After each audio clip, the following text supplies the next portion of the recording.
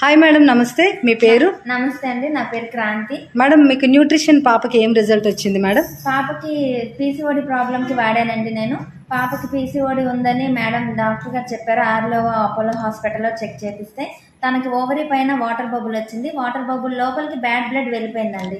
Doctor గారు చూసి ఏం చెప్పారంటే అది క్లీన్ చేయాలి, మొత్తం తీసేయాలి, పాపకి ఫ్యూచర్లో పిల్లలు పుట్టరు అని మాత్రం చెప్పేశారండి. మేము తర్వాత సెకండ్ ఒపీనియన్ కింద 5 డాక్టర్లను కలిసామండి. కేజీహెచ్లో ఉన్న డాక్టర్స్ని కలిసాము. కన్సల్ట్ చేస్తే వాళ్ళు ఏం చెప్పారంటే ఇది నిజమే, తీసేయాల్సిందే, పాప మీకు ఇప్పుడు కావాలంటే మీరు ఫ్యూచర్లో పిల్లలు పుట్టరు, అది ఓవరీ తీసేయాలి అని చెప్పారండి. నేను మా అప్లైన్ని కన్సల్ట్ చేస్తే వాళ్ళు నాకు సజెస్ట్ చేశారు సప్లిమెంట్స్. నేను వాడించిన తర్వాత 2 monthsలోనండి ఓవరీ అంతా హెల్తీగా అయిపోయింది. మంత్కి తనకి ఇరెగ్యులర్గా పీరియడ్స్ వచ్చేవి, అలాంటిది ఇప్పుడు రెగ్యులర్గా పీరియడ్స్ వస్తున్నాయి. 5 daysలో ఆగిపోతుంది.